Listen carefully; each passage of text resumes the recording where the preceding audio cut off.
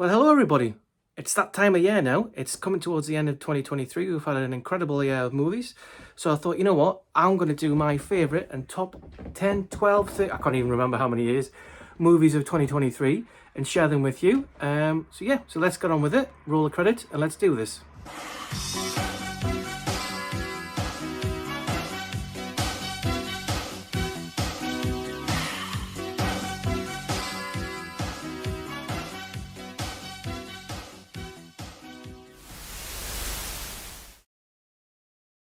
Alright everyone, it is indeed Geordie Paul here. Welcome back to a brand new video on Magpie's movies and music. Yes, it's taken a while for me to get a hold of the new title, Magpie Movies and Music, but I'm sure I'll get there in the end.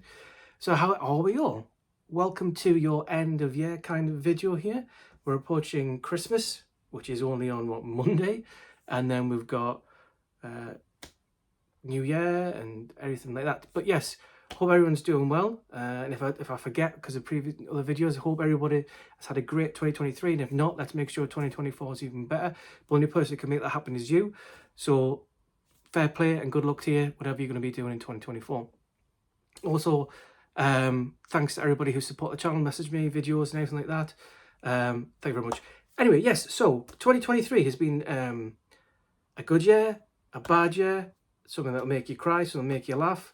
But that's just my personal life. With regards to movies, well, actually, no, it's going to be completely the same, isn't it? So I'm going to run through with yourselves in one take what are my favourite films of 2023. So I've had a good jolly think about it. And the problem is when you do films of 2023, you forget what comes out because everything's kind of a blur. I don't write down films that I've kind of seen. Like I have to go through Facebook and go, I've watched this, or I know that. Like I thought Megan was 2023, but it was 2022, you know, and then like All Quiet on the Western Front, I thought it was 2022, but I think it was 2021. I can't even remember. So yes, so I've made a list with my Birmingham Ghostbusters book here. Thanks again, Mr. Bowman. So I have had a list of, let me just double check how many I've actually done. 1, 2, 3, 4, 5, 6, 7, 8, 9, 10, is that 11? Just double check. 1, 2, 3, 4, 5, 6, 7, 8, 9, 10. Yes, I have a top 11 films of 2023. So, without further ado, let's kick it off with my number 11. I'll write down 11 because I'll probably forget. It is Ridley Scott's Napoleon. Yes, I really enjoyed it. I thought it was well acted. Some parts of it with regards to the writing was a bit... But... you know, I'm looking forward to rewatching it, especially the Apple Plus 4-hour edit that'll be coming out in January. Not much more I can say Napoleon because I did a review in it. I think I gave it about 6.5, 7 out of 10. But of all the other films that I've watched this year, it's still better than those. So number 11 is Napoleon. So cross that off. Number 10 is Teenage Mutant Ninja Turtles, Mutant Mayhem. Yes. These films, like the previous ones, I thought were going to be rubbish, and I wasn't really looking forward to it, but this was a pleasant surprise. I have to say hats off to the animation team, because the animation on this was superb. I loved the animation, the scratchy bits either side of the characters to make it look, well, I just give it that look. It was very, very good, enjoyed it. I'll purchase that one. That's on my rewatch list coming up soon. I haven't watched it in 4K, so I'm looking to watch it in 4K. Yeah, Teenage Mutant Ninja Turtles, you know, I was a big... I'm not so much now, but I was really into it back in the early 90s, late 80s, early 90s. I remember having to go to FedEx in Newcastle and all the toys were sold out. And I remember getting all 4 of them, I think when I was on holiday in, not Mallorca, somewhere in Spain. Salou, I think, was it Salou? Salou, Spain? I don't know. But yeah, I'm sure I picked them up there. Yeah, so that's it. That's number 10 is Teenage Mutant Ninja Turtles, Mutant Mayhem. Number 9, I've put a film which should not be that good, and it actually is, and that's The Last Voyage of the Demeter. Yes, basically the film that tells the story from Bram Stoker's Dracula of the cruise or the voyage of the ship that goes from Transylvania, Romania, or wherever the pickup point is there, all the way over to Whitby, England. It's very, you know, I think it's a journal in Bram Stoker's Dracula from the captain of the ship. I'm not 100% sure because I've never read it. But yeah, I watched that and I thoroughly enjoyed it. There wasn't a boring part on it. It flowed brilliantly. And like I said, it's one of those films where you go to watch it and you think this is going to be awful. It's got no right to be as good as it is. but it is. So yeah, so I'm looking forward to picking that up eventually on Blu-ray or 4K. I think it's only getting a Blu-ray release, so I'll have to pick that up. That's number 9. Number 8 is John Wick Chapter 4. Yes, the only film that you can get bored of, the only part, sorry, that I got bored of in a film is when somebody falls up and down stairs so many times. That's the only drawback I've got with John Wick Chapter 4, is the fight scenes, especially at the end, went on for too long, but I thoroughly enjoyed it. It was a nice conclusion. I mean, I'd like to see a John Wick Chapter 5, but if it ends as it ends, then I'm happy with that. Thoroughly enjoyed it. Action scenes are great. John Wick's character, it's a bit like Harrison Ford, Indiana Jones. Nobody else can play Indiana Jones. Nobody else can play John Wick apart from Keanu Reeves. So yes, John Wick Chapter 4 is my number 8. Straight on to number 7. I'm just going to pile through these because I don't want to take any more of your time. Number 7 is Guardians of the Galaxy Volume 3. Finally, a return to form from Marvel and Kevin Feige and James Gunn. Sadly, the movies either side of it aren't very good. But yes, Guardians of the Galaxy Volume 3, very good. A very heartfelt movie with the character in the background of Rocket and all his friends, you know, Tiefs and whatever, I can't even remember the names of them. That background was great. The relationship between all the other characters builds, and it kind of, you can tell it, like, obviously it's ended, and it's just really good film. I can't fault Guardians of the Galaxy Volume 3. Enjoyed it at the cinema. Yet to rewatch it. I haven't even actually bought it. I'm just got on Disney Plus. So that will get purchased, I guess, at some point. But yes, that's Guardians of the Galaxy Volume 3. Volume 3 is at number 7. Number 6 is Mission Impossible: Dead Reckoning Part 1. Sadly, I didn't get to see this at the cinema. I had to wait till it came out in streaming. I didn't do the cam while I wait till HD. Watched that. Thoroughly enjoyed that. Again, picked that one up straight away. The action sequences are great. Every single Mission Impossible, probably from... I enjoy 1 and 2, but I think from 3 onwards, they're really good. And they just get better and better. And it's just fantastic. Tom Cruise is good in it. Stunts are good in it. He does all the real stuff. He flies the planes.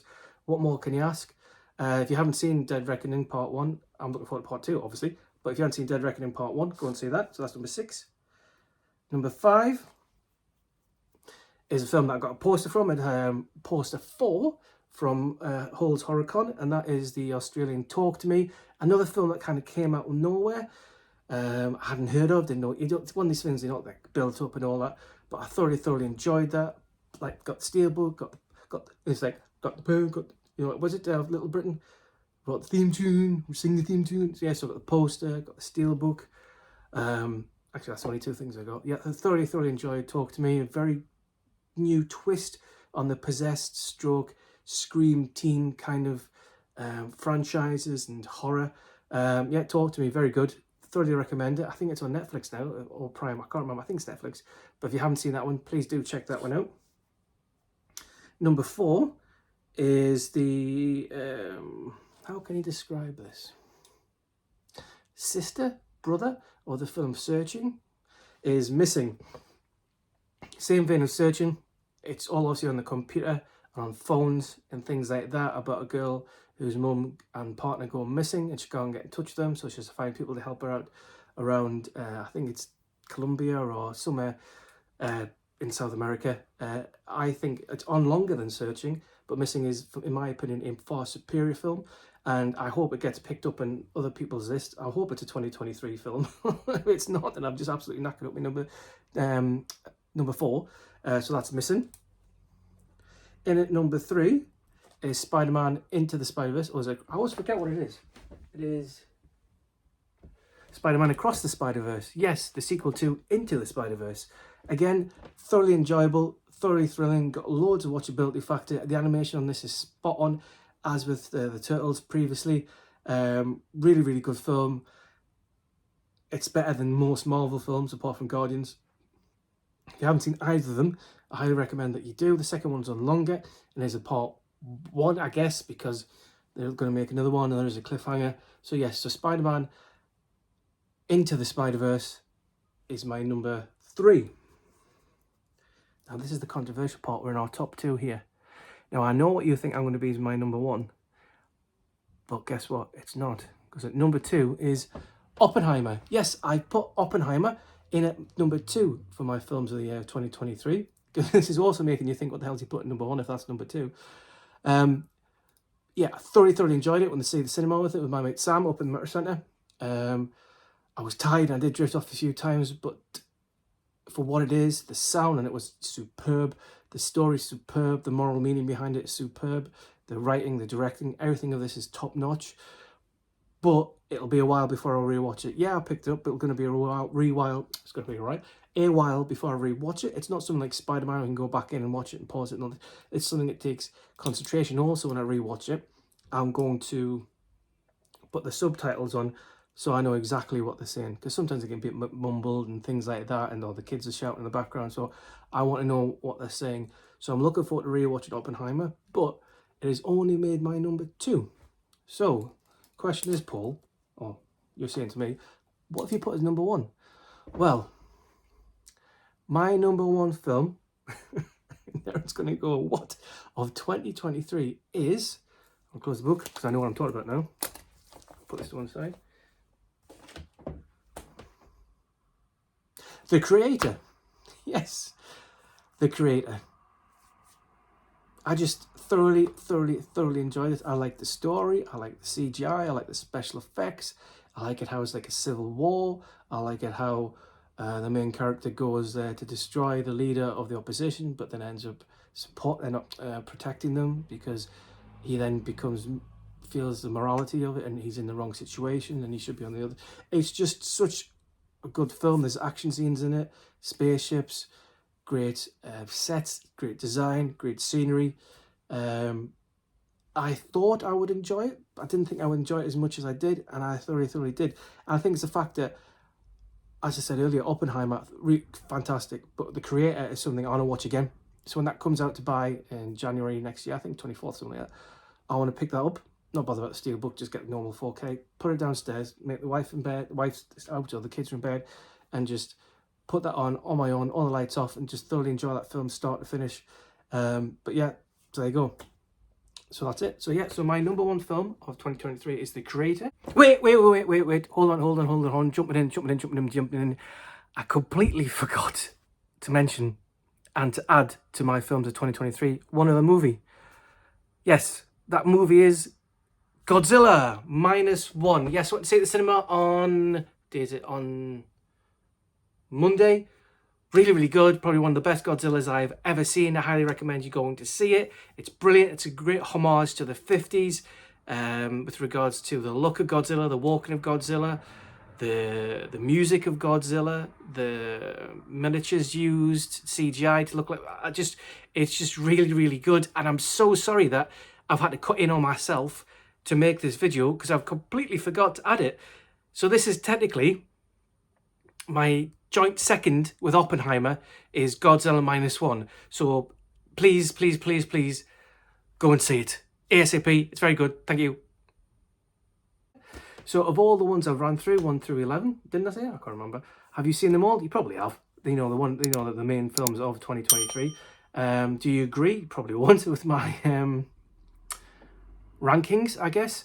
But yeah, either way, don't forget to put in the comments below what you think and what your thoughts of the best films of 2023. I'd really like to hear your thoughts. After this video, in a couple of days' time, I'm going to be recording my worst ones, my stinkeroonies of 2023, and you probably won't be surprised because I've slagged the film off enough, which is going to be number 1. But other than that, thank you so much for watching. I'm sorry I've taken up about 15 minutes of your time or so. Don't forget to please like, share and subscribe.